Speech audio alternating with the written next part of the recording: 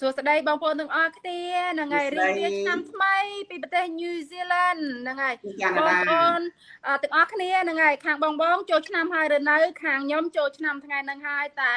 បងប្អូនអើយធាតុអាកាសវាអត់សូវអំណោយផលសោះគឺថាភ្លៀងយ៉ាងភ្លៀងហ្មងហ្នឹងហើយភ្លៀងក៏មិនបញ្ហាដែរបងប្អូនគឺថាវត្តនៅ New Zealand វត្តកន្លែងខ្ញុំគឺវត្តធំអាចទុកមនុស្សដល់200-300នាក់អត់មានបញ្ហាទេតែឥឡូវខាងបងប្អូននៅខាងនោះយ៉ាងម៉េចហើយបើសិនបងប្អូនកំពុងតាមដានពួកយើងហ្នឹងហើយជួយ comment ឲ្យម្នាក់មួយផងថាកំពុងធ្វើអ្វីចូលឆ្នាំថ្ងៃណាហើយហ្នឹងហើយ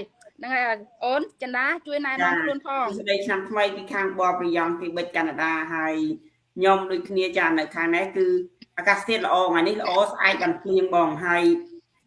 ចូលឆ្នាំថ្មីនេះតើអ្នកនរគ្នាមានគម្រោងនិងគោលដៅថ្មីដែរទេសម្រាប់បងដែលចង់បានចំណូលចង់បានឱកាសថ្មីអាចចូលមកឆែកមើលអាជីវកម្មឌីថតឲ្យពួកយើងធ្វើនេះបានព្រោះវាជាអាជីវកម្មស្របច្បាប់ហើយអ្នកនរគ្នាអាចធ្វើបានគ្រប់ពេលវេលានិងគ្រប់ទីកន្លែងហើយដែលពិសេស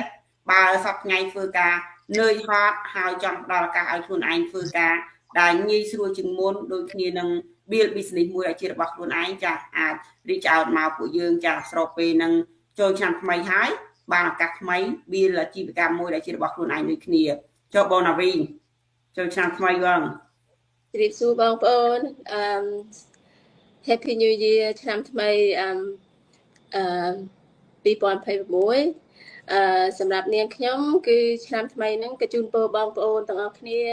ឲ្យមានសុខភាពល្អហើយក៏បង្កើតអាជីវកម្មអីមួយក៏ទៅតាមលូនទៅតាមហ្នឹងសម្រាប់ខ្ញុំ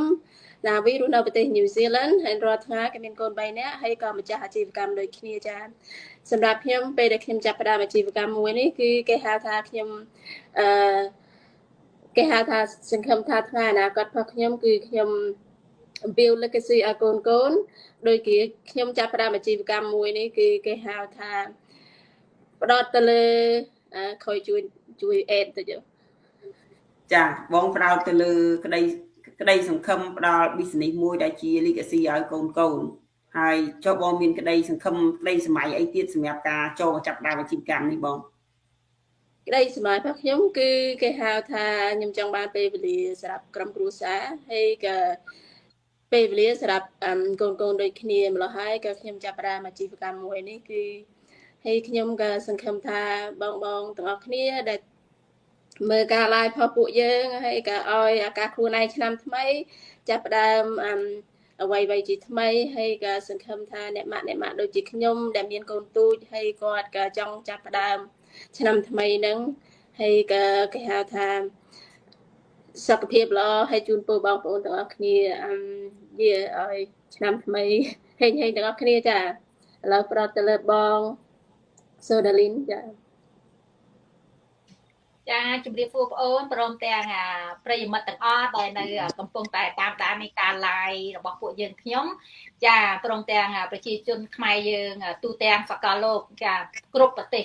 ចាថ្ងៃនេះគឺជាថ្ងៃចូលឆ្នាំថ្មីចាឆ្នាំមមីចាឆ្នាំខ្មែរយើងហើយ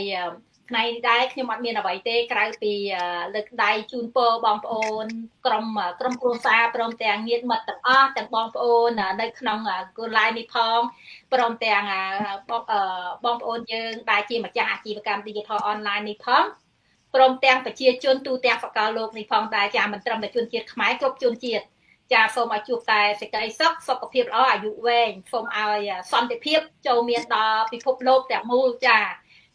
ហើយថ្ងៃនេះដែរខ្ញុំដាលីនរស់នៅ Edmonton Alberta ប្រទេសកាណាដាចាខ្ញុំនៅ Edmonton នេះអត់ទាន់ចូលឆ្នាំអត់ទាន់ទៅវត្តទេគេទៅវត្តដែរប៉ុន្តែនៅខាងកៅការីគេចាប់ផ្ដើមធ្វើក្នុងថ្ងៃនេះចាតែឆ្ងាយពេកអត់មានពេលទៅចំណែក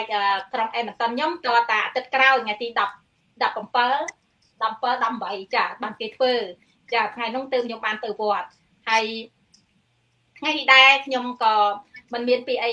ច្រើនទេក្រៅពីជូនពរព្រមទាំងចង់ណែនាំដល់បងប្អូនប្រិយមិត្តរបស់យើងទាំងអស់ដែលកំពុងតែតាមដានព្រមទាំង replay ផងដែរចាបើបងប្អូនយើងមានបំណងចង់ធ្វើអាជីវកម្ម Digital Online អាចចូលមកទំនាក់ទំនងពួកយើងបានគ្រប់ពេលវេលាព្រមទាំងចូលតាមបងប្អូនយើងដែលនៅគូឡាយនេះផ្ទាល់ ហើយ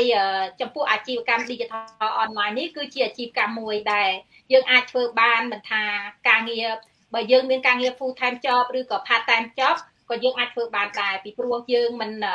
ត្រូវការពេលវេលាច្រើនទេគ្រាន់តែធ្វើឲ្យយើងអាចជ្រើសរើសពេលយើងចង់ធ្វើពេលណាក៏បានដែរហើយអាជីវកម្មនេះផងដែរធ្វើឲ្យយើងជាអាជីវកម្មមួយដែលយើងអាចរកចំណូលបន្ថែមពីការងារប្រចាំថ្ងៃរបស់យើងផងដែរចាខ្ញុំមានតែប៉ុណ្្នឹងសូមជូនពរឆ្នាំថ្មីដល់បងប្អូនយើងទាំងអស់គ្នាចាប៉ុណ្្នឹងឯងចាថ្ងៃនេះចាបងជំនាញមានចង់បន្ថែមមកបងចំពោះអាជីវកម្មមួយនេះมันទៀមទាបងប្អូនត្រូវមានតូបมันទៀមទាបងប្អូនត្រូវមានកម្មករបងប្អូនអាចយកអាជីវកម្មនេះទៅគ្រប់គ្រងគ្រប់ទិសទីមិនថាបងប្អូនholiday មិនថាបងប្អូនមានកូនតូចតូចនៅផ្ទះជាមួយពួកគាត់ឬមួយបងប្អូននៅ party នៅកន្លែងណា vacation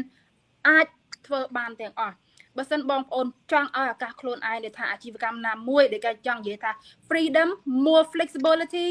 fix your own schedule អាជីវកម្មមួយនេះគឺអាជីវកម្មដែលស័ក្តិសម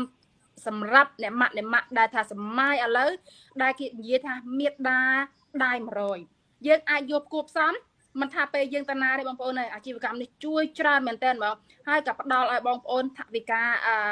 extra ដែរហើយក៏មានពេលវេលាសម្រាប់កូនទៅថ្ងៃអនាគតដែលយើងមិនបាច់ពឹង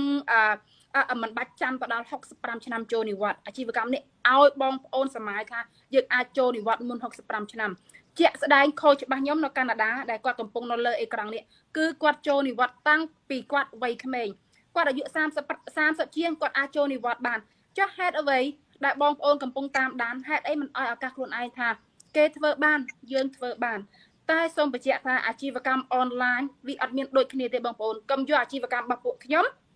ទៅប្រៀបធៀបអាជីវកម្មអនឡាញផ្សេងបើបងប្អូនមិនទាន់ចូលមកតាមដានបងប្អូនតាមដានពួកយើងសិនហើយចូលទៅអានឯកសារចូលទៅអានព័ត៌មានថាអាជីវកម្មនេះវាដូចគ្នាអត់ចាំពេលនោះហើយបងប្អូនថានឹងហើយអាជីវកម្មនេះស័ក្តិសមនឹងបងប្អូនដូចខ្ញុំមកអង្គុយនៅកន្លែងនេះជួបបងប្អូនទាំងអស់ក្នុងអេក្រង់ដែលថាភាពក្លាហានភាពជឿជាក់ចូលទៅអានឯកសារមិនបាច់ស្ដាប់មាត់អ្នកជុំវិញនិយាយថាអាជីវកម្មនេះមិនស័ក្តិសមនឹងយើងអាជីវកម្មនេះគេ scam អ្នកណាក៏ដោយក៏ចង់បានអាជីវកម្មណាមួយត្រូវស្របច្បាប់បើសិនបងប្អូនអត់ទាន់ចូលទៅមើលផងបងប្អូនរៀបថយបាត់ហើយហ្នឹងបងប្អូនអត់បានអាជីវកម្មនេះមកគ្រប់គ្រងទេបើសិនបងប្អូនរៀបថយសង្ឃឹមថាចូលឆ្នាំថ្មីបងប្អូនអ្នកម៉ាក់ក្នុងសកលលោកឲ្យឱកាសខ្លួនឯងមកតាមដានយើងបន្ថែមឬមួយបងប្អូនតាមដានហើយចង់ឲ្យឱកាសខ្លួនឯង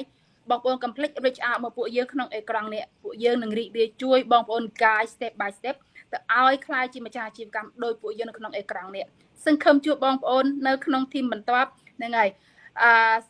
ចាជម្រាបលាបងប្អូនទាំងអស់គ្នាសួស្តីឆ្នាំថ្មីហ្នឹងហើយពីប្រទេស New Zealand បងប្អូនទាំងអស់គ្នាបាយបាយ